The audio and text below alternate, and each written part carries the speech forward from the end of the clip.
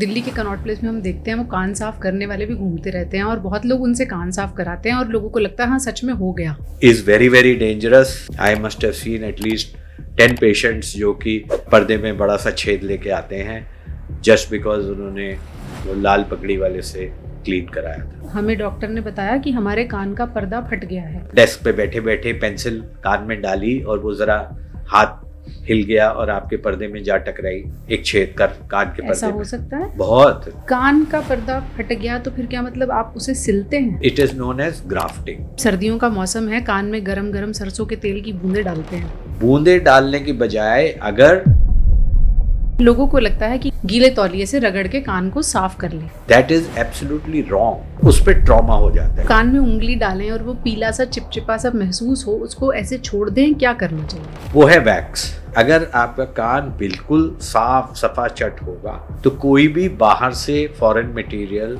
Directly आपके पर्दे पे पहुंच सकता है। क्या कोई ऐसा तरीका है कि ये वाला हेडफोन यूज करेंगे तो नुकसान कम होगा? इन यंग इंडिविजुअल्स उस तरह का हेयरिंग लॉस आ रहा है जैसे पहले हम 70 साल की एज में एक्सपेक्ट करते थे। चौराहों पे, आईटीओ पे 100 डेसिबल तक साउंड हो रहा होता है। जो सुनाई की नस है उसमें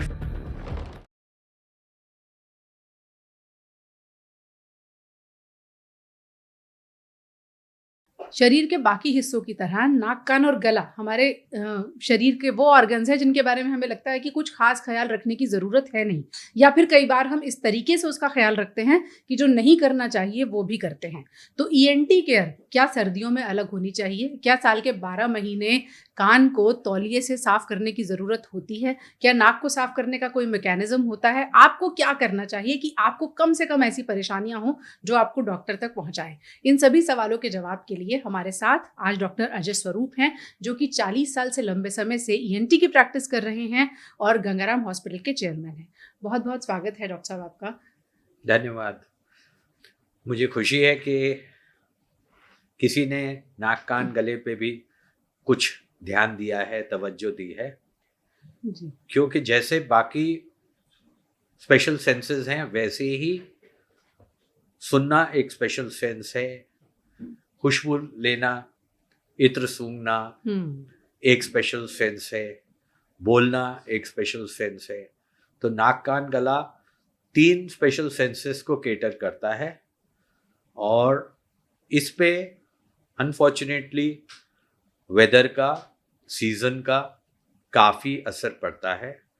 एंड हमें कुछ मिथ्स हैं, कुछ सच्चाइयाँ हैं जो कि आम जनता को क्लैरिटी मिलनी चाहिए उनके बारे में। तो मैं खुश हूँ कि आपने ये टॉपिक उठाया है। तो आप पूछिए क्या क्या पूछना चाहते हैं। आपने बहुत सही बात कही। हम जो पॉडकास्ट सर्च करते हैं तो हार्ट के सबसे ज़्यादा मिलते हैं, उसके बाद साइकेट्री के मिलते हैं। ईएनटी उतना ही इम्पॉर्टेंट है और मेरा ख्याल है अगर छोटी सी गलती हो तो जीवन मरण का प्रश्न बना सकती है ईएनटी के भी एरिया में। तो डॉक्टर साहब, आपने जैसे मिथ्स की बात की, सबसे पहले उसी को क्लियर करते हैं। लोगों को लगता है कि कान साफ करने का सबसे अच्छा मैकेनिज्म यह है कि आप जब नहा रहे हैं उसके बाद गीले तौलिए से रगड़ के कान को साफ कर लें।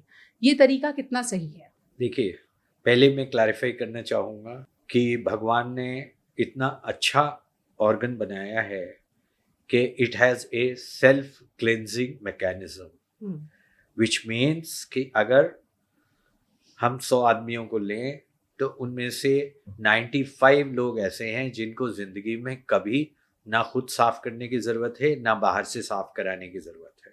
क्योंकि जो स्किन डेस्क्वेमेट होती है अंदर से, जो वैक्स बनता है which is essential and required, वो अपने आप झड़ जाता है।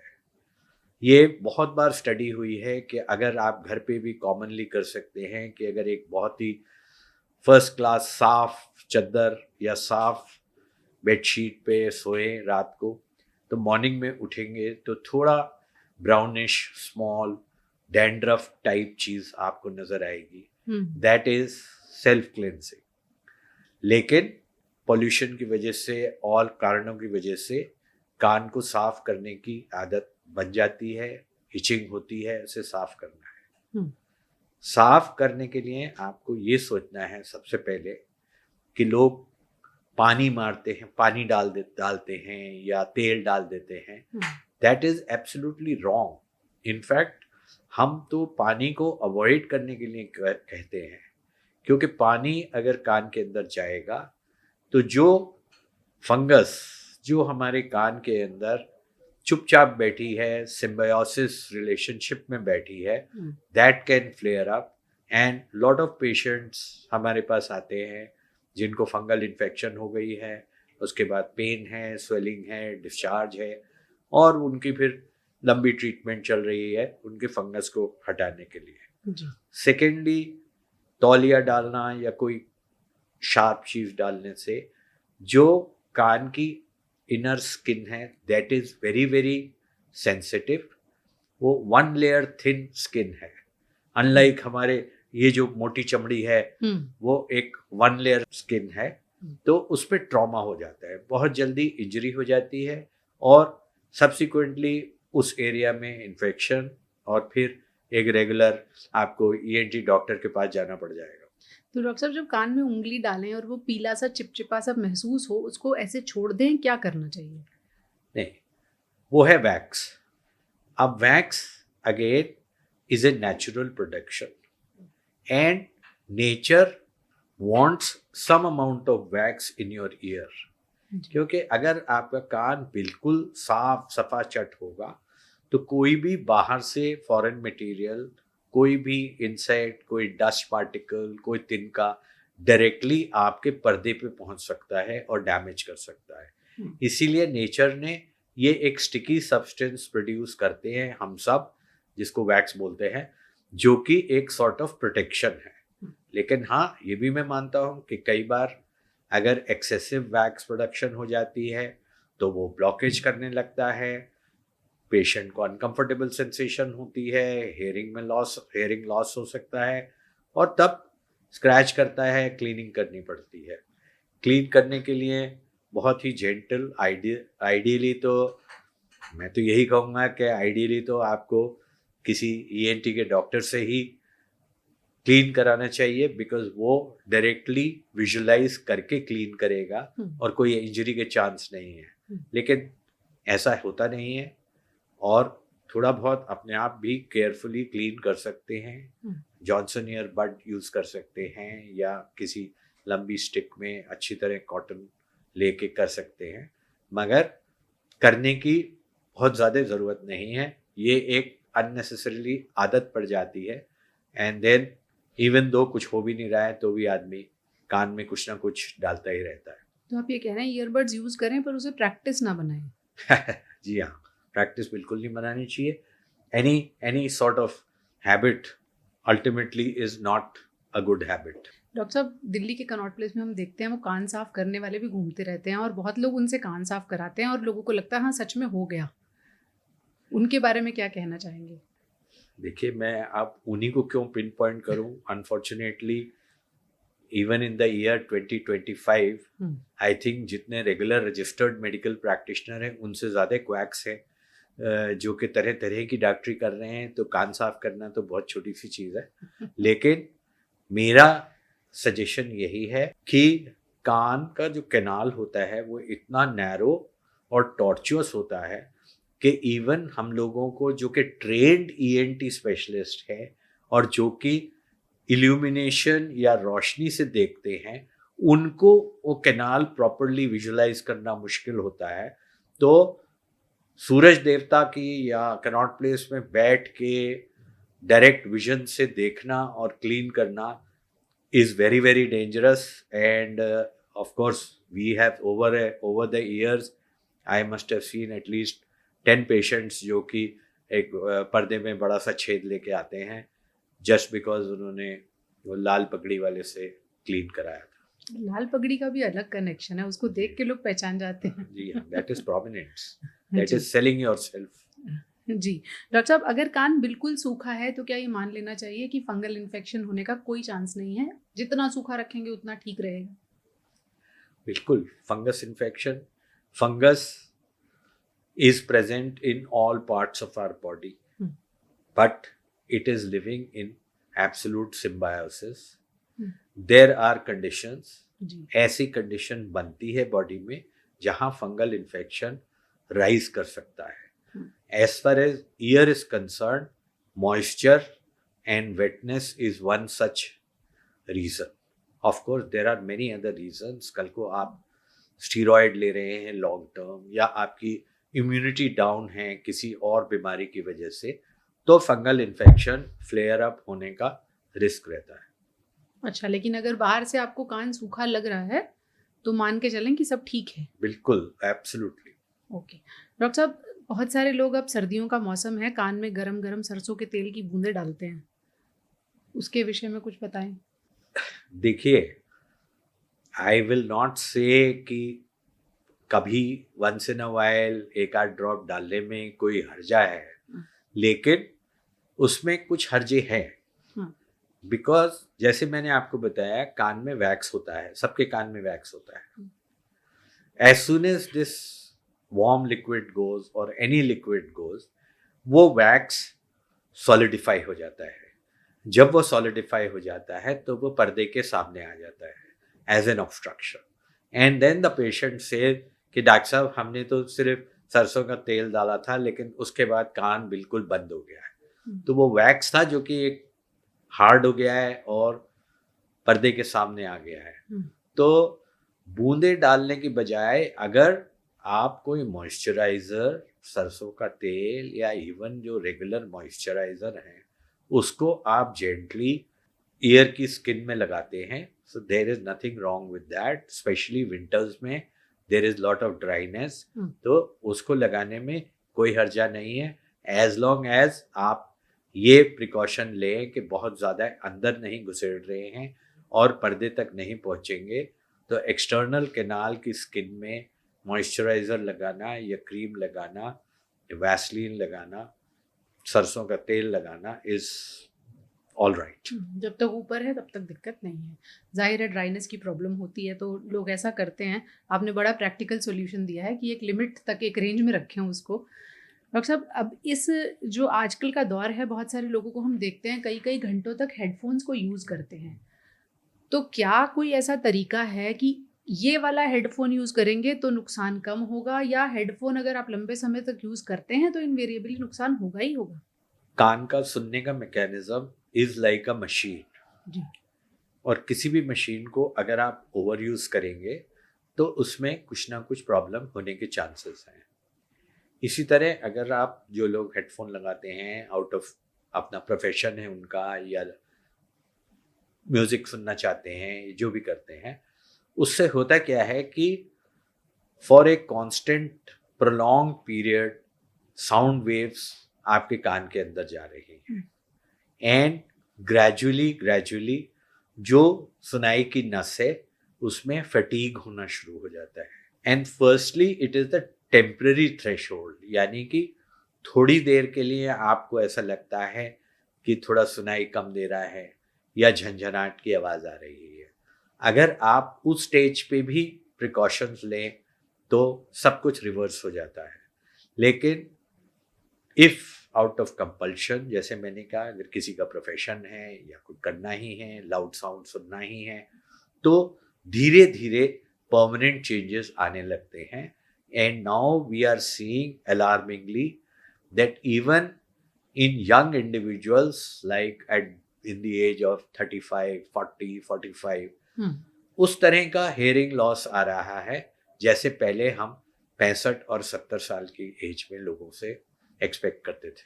और ऐसा क्यों हो रहा है?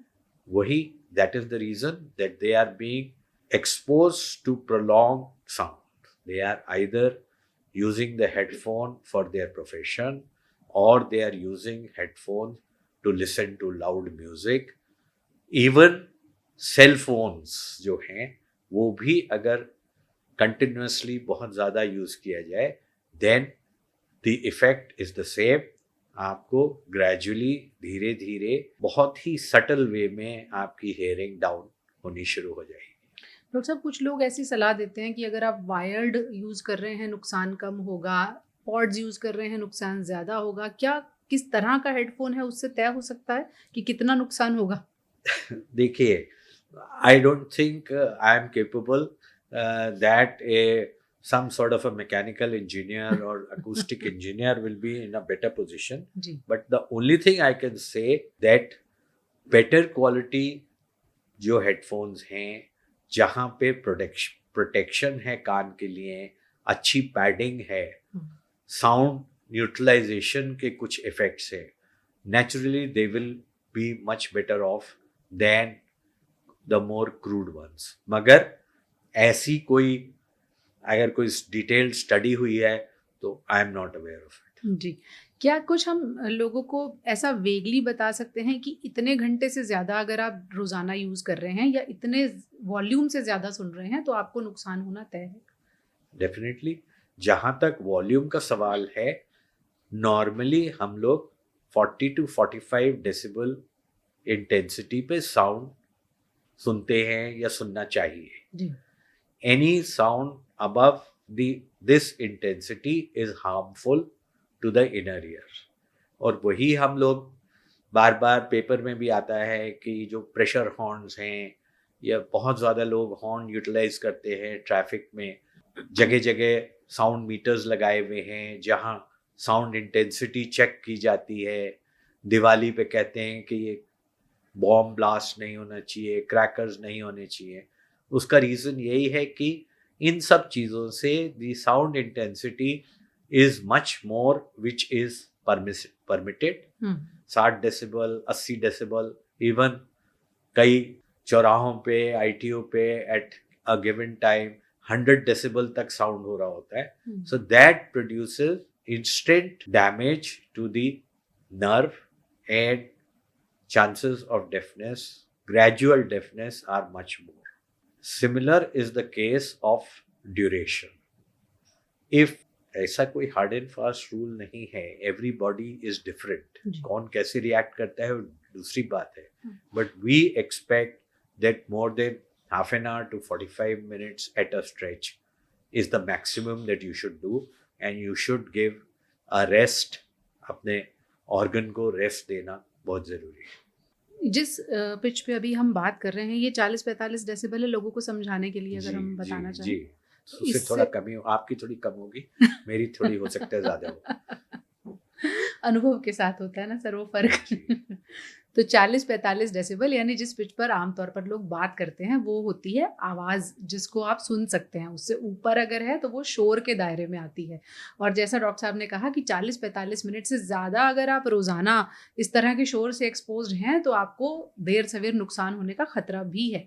डॉक्टर साहब आपने कुछ प्रोफेशंस की बात की, तो क्या हम ये मान के चलें जैसे डीजेज हैं या कुछ ऐसे लोग जो लगातार ट्रैफिक पुलिस है लगातार शोर के संपर्क में रहती है, उन्हें नुकसान होता है? डेफिनेटली आई एम श्योर होता है। And there have been reports that musicians have complained of this and their music quality suffers because देखिए जो म्यूजिशियन है जो फाइन आर्ट्स कर रहा है म्यूजिक में, उसकी hearing acuity has to be 110%, तभी वो फाइनर पॉइंट्स जज कर पाएगा कि कौन सा कंसोनेंट तेज आ रहा है, सोपार्नो हो रहा है, सोनाटा हो रहा है। इन लोगों को तो बल्कि और ज्यादा स्पेशलाइज्ड साउंड के एनालिसिस चाहिए। उसके लिए इनकी हियरिंग तो आई वुड से कि नॉर्मल से बेटर होनी चाहिए, और जरा भी डाउन होती है definitely their quality suffers. And we have been treating professionals with this problem, and we have advised them strict rest for to the tune of 3 weeks, 4 weeks, which is very difficult for a professional. लेकिन बहुत लोगों ने बात मानी है and they have been thankful for that advice. तो जब आप रेस्ट की बात कर रहे हैं तो 3-4 हफ्ते हर तरह के शोर से खुद को दूर रखना? जी। किस हद तक की नॉर्मल बातचीत बस? नॉर्मल बातचीत इज ऑलवेज ऑन। नॉर्मल बातचीत से देखिए जिसने भी ये बॉडी बनाई है, ऑर्गन्स बनाए हैं, इट इज ए मास्टरपीस।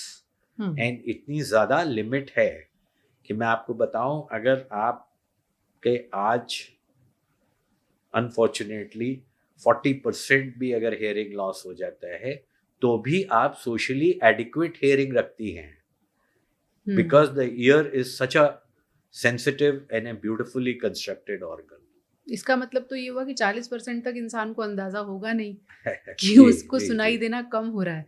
कुछ ऐसे इंडिकेशन हैं कि लोग पहचान सकते हैं कि हाँ, अब मैं ऑप्टिमम लेवल पर नहीं सुन रहा हूँ या नहीं सुन रही हूँ?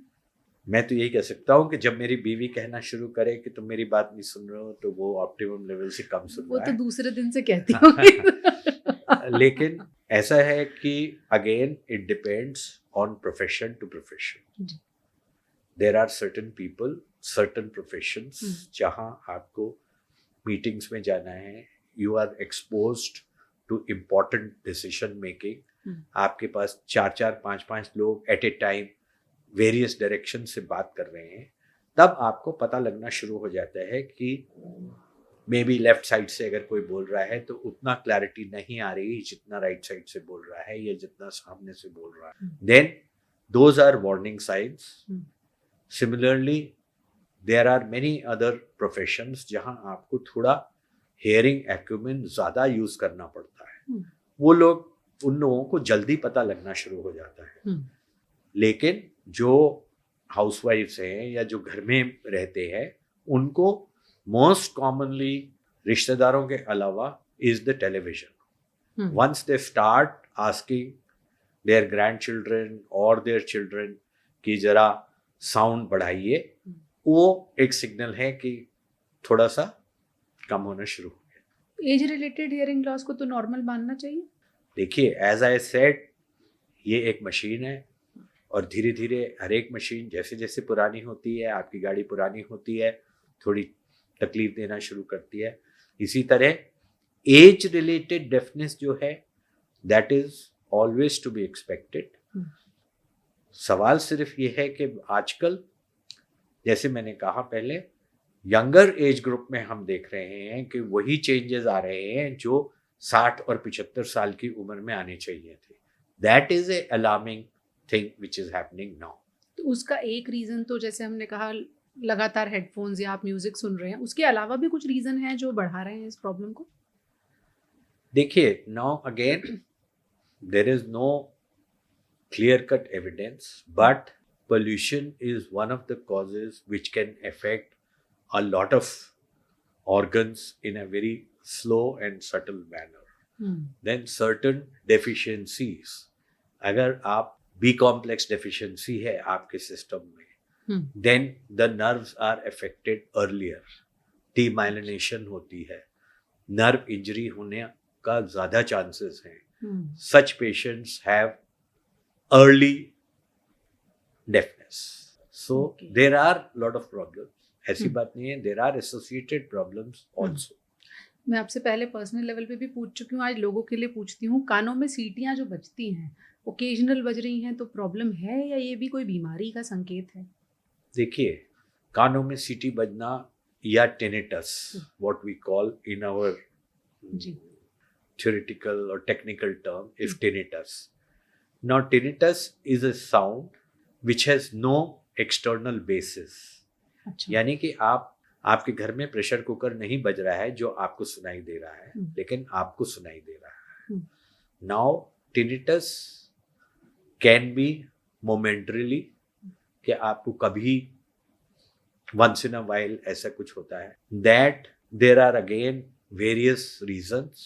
आप टायर्ड है, थोड़ा स्ट्रेस हुआ है, ज़्यादा बातचीत सुनी है, कोई इरिटेशन है, मीटिंग है, कुछ है, टिनिटस हो सकता है of and on, but after a little bit of rest it disappears.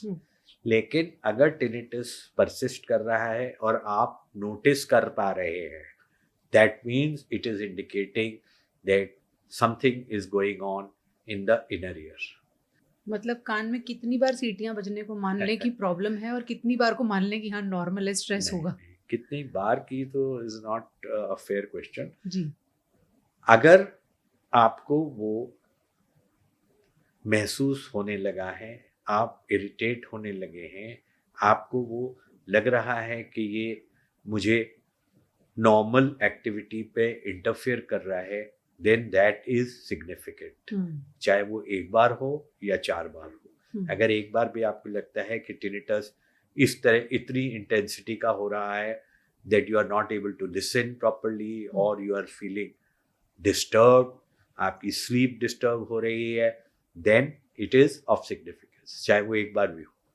और ये सीटियां बजने का इलाज है sir? Tinnitus is a difficult problem, no doubt about it. Even today tinnitus एक मुश्किल प्रॉब्लम है, क्योंकि सबसे ज़्यादा मुश्किल ये है कि हमें आइडेंटिफाई करना है कि टिनिटस का कारण क्या है। Now it is only in 25 to 30% of cases that we are able to diagnose that what exactly is the cause of tinnitus. और वो 25 से 30% केसेस ठीक किए जा सकते हैं कि आपकी वैस्कुलेचर में कोई प्रॉब्लम हो रही है, कोई रेगुलर कैरोटिड आर्टरी में कोई प्रॉब्लम हो रही है, या डेफिनेट आपको हेयरिंग, हार्ड ऑफ हेयरिंग है बहुत ज़्यादा और साथ में टिनिटस हो रहा है, देन वी नो कि अगर आपकी हेयरिंग इम्प्रूव कर दी जाएगी तो वो टिनिटस मास्क हो जाएगा। लेकिन अनफॉर्चुनेटली 60 से 70% केसेस में हमें कॉज पिन पॉइंट नहीं कर पाते हैं, और तब शुरू होती है empirical treatment, which means treatment which has no evidence based value. Okay. It is more of experience, more of conjectures कि हो सकता है वैस्कुलरिटी कम हो गई है नर्व की, इसलिए टिनिटस होता है, तो उसको बढ़ाने की दवाइयाँ दी जाएं। हो सकता है कोई न्यूरॉन्स में इंटरफेरेंस हो रही है तो उनको सेडेट करने के लिए दवाई दी जाए। कुछ में काम करती है, कुछ में नहीं काम करती। It is a difficult problem to treat. मतलब कई बार हवा में तीर मारना पड़ता है इसमें। जी बिल्कुल बिल्कुल, कई बार नहीं, काफ़ी बार। ओके डॉक्टर साहब, आमतौर पर हम लोगों को देखते हैं कि हमें डॉक्टर ने बताया कि हमारे कान का पर्दा फट गया है। ये क्या कंडीशन होती है, इसे थोड़ा मेडिकली एक्सप्लेन करें अगर। Perforation of the tympanic membrane या कान का पर्दा फट जाना is a definite disease, and if it is acute, it is known as acute suppurative otitis media, and if it is of a prolonged nature, then it is called chronic suppurative otitis media. इसके कुछ कारण हैं, of course सबसे simple कारण तो है कि आपको ट्रॉमेटिक परफोरेशन हो सकती है, आपने डेस्क पे बैठे बैठे पेंसिल कान में डाली और वो ज़रा हाथ हिल गया और आपके पर्दे में जा टकराई, तो आपको एक छेद कर कान के पर्दे ऐसा हो में। सकता है? बहुत ट्रॉमेटिक परफोरेशन तो बहुत आती है। अच्छा जी। मतलब सबसे ज्यादा रीजन यही होता है? नहीं सबसे ज्यादा तो नहीं, मगर हाँ रीजन होता है। अच्छा। दूसरा रीजन होता है ट्रॉमेटिक अगेन, कि किसी ने गुस्से में आके किसी को स्लैप कर दिया, तो उसकी वजह से परफोरेशन हो जाती है। इतना जोर से कि पर्दा फट जाए? जी। उसमें उसका रीजन है क्योंकि जो एयर ट्रैप्ड होती है कैनाल में, जो 3 सेंटीमीटर का कैनाल है, जो एयर ट्रैप्ड होती है, जब ब्लो पड़ता है कान पे बाहर तो वो एयर वाइब्रेट करती है और उसके प्रेशर, देखिए कान का पर्दा एक बहुत ही delicate, it's a membrane, it is known as tympanic membrane, so it's just a thin membrane, तो वो बहुत इजीली परफोरेट हो सकती है अगर कोई कॉज होता है। बाकी मेन कॉज इसका होता है कि इन्फेक्शन मिडल ईयर में डेवलप होता है और वो प्रेशर डालता है पर्दे पे, एंड देन पर्दा में छेद हो जाता है और वो डिस्चार्ज करने लगता है। और ज़्यादातर हमारे पास पेशेंट जो आते हैं वो डिस्चार्जिंग ईयर लेके आते हैं कि डॉक्टर साहब कान से पानी या मवाद आ रहा है। अगर कान से पानी या मवाद आ रहा है तो chances of perforation are very high. ऐसा नहीं है कि परफोरेशन के बिना नहीं आ सकता, लेकिन वो ओटाइटिस एक्सटर्ना है, कोई कान में फुंसी वगैरह हुई है वो तो ऑब्वियसली पता ही लग जाती है, लेकिन आमतौर पे ये परफोरेशन का केस है, and this is a regular ENT year problem. और इसका principle of treatment is this कि सबसे पहले हम मेडिकली कान को सुखाते हैं, यानी कि जो भी इन्फेक्शन है कल्चर लेके हमें पता लगता है कि कौन सा ऑर्गेनिज्म है, किस एंटीबायोटिक से सेंसिटिव है, उसका कोर्स दिया जाता है, ईयर ड्रॉप्स दिए जाते हैं, कान को एक्सटर्नल पानी वगैरह से, स्क्रैचिंग से बचाया जा सकता है। एक बार कान ड्राई हो जाता है तब दोबारा असेस किया जाता है कि क्या परफोरेशन की साइज इतना है कि वो स्पॉन्टेनियसली बंद हो जाएगा या नहीं। ऐसा हो सकता है। जी, अगर परफोरेशन छोटी है और कान एक लंबे समय तक ड्राई रहेगा तो बहुत चांसेस हैं कि बॉडी रीजनरेट करती है और छेद, छोटे मोटे छेद बंद हो जाते हैं। लेकिन अगर कान पूरी तरह ड्राई नहीं हो पा रहा है या बड़ी परफोरेशन है, मॉडरेट साइज परफोरेशन है, लार्ज साइज परफोरेशन है, देन ये केस ऐसे हैं जिनको सर्जिकली हमें नया पर्दा बनाना पड़ता है और इसको टिम्पैनोप्लास्टी बोलते हैं, विच मीन्स कि टिम्पैनिक मेम्ब्रेन की रिपेयर इज टिम्पैनोप्लास्टी। ये क्या एक बड़ी सर्जरी होती है, कैसे की जाती है? सर्जरी डेफिनेटली बड़ी इन द सेंस कि 1.5-2 घंटा मिनिमम लगते हैं टिम्पैनोप्लास्टी करने में।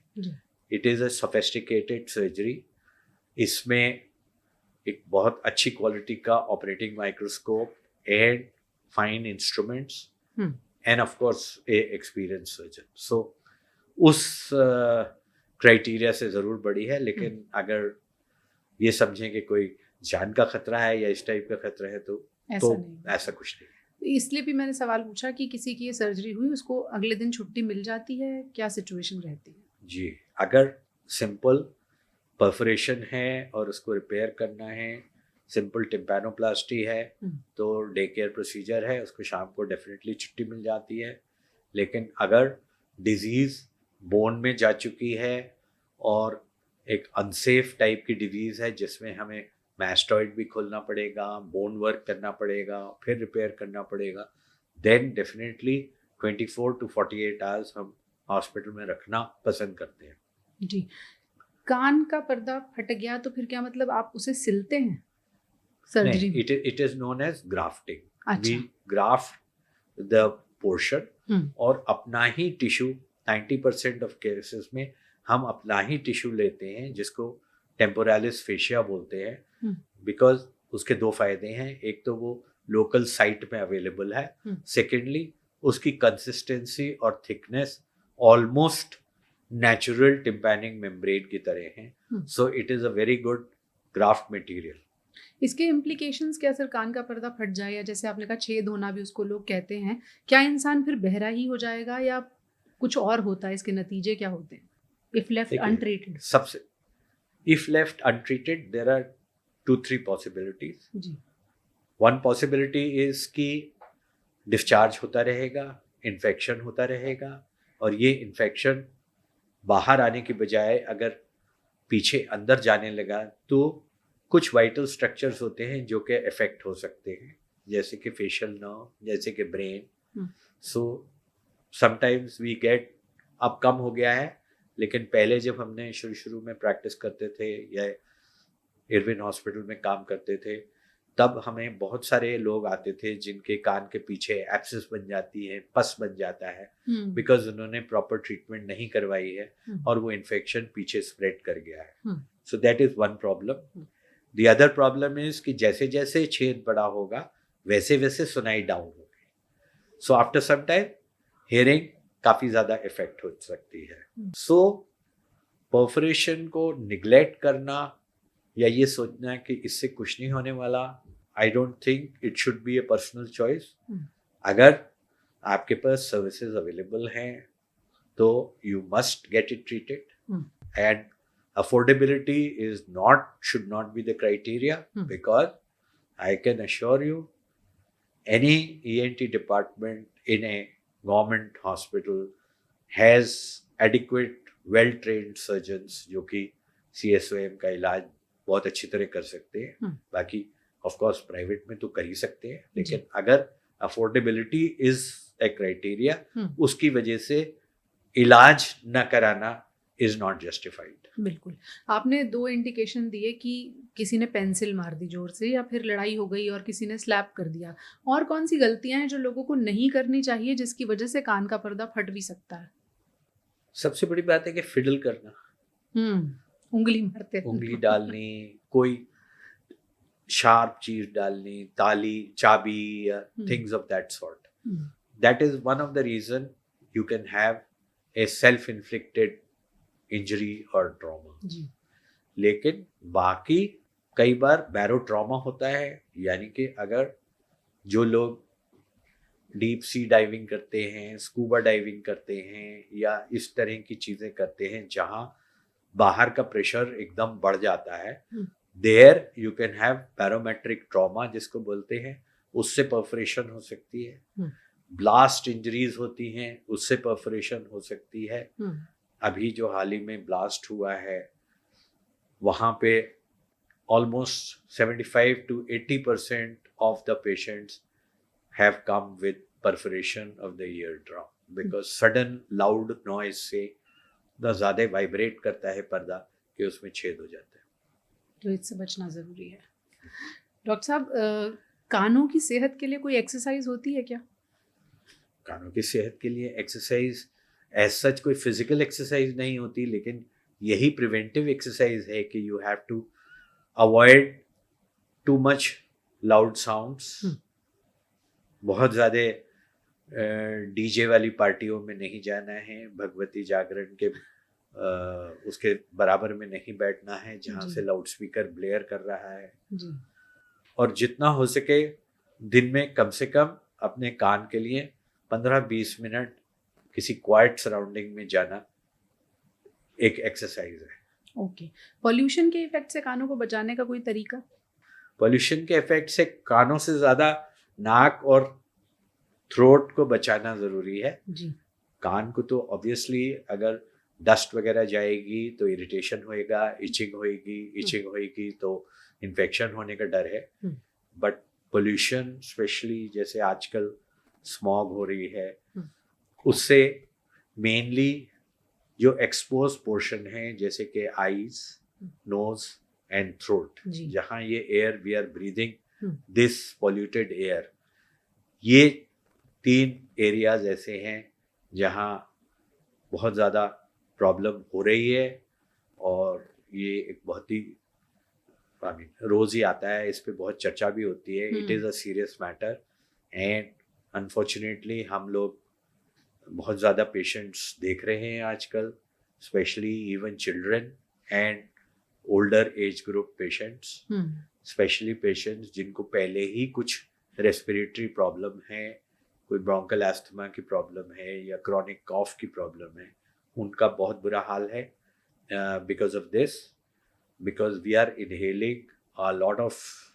पॉल्यूटेंट्स और उसकी वजह से आँख पे, नाक पे, गले पे एंड अल्टीमेटली चेस्ट पे बहुत ही बुरे इफेक्ट्स पड़ रहे हैं। हम अक्सर बात करते हैं डॉक्टर साहब रेस्पिरेटरी हाइजीन, कुछ कर सकते हैं जिससे ये असर कम हो, नुकसान कम से कम हो? ऑफ कोर्स, पहली बात तो ये कि कोविड एरा में हम लोगों ने रिलीजियसली मास्क पहने थे, उससे कितना फ़ायदा होता है कितना नहीं होता है, बट एटलीस्ट एक फिजिकल बैरियर है।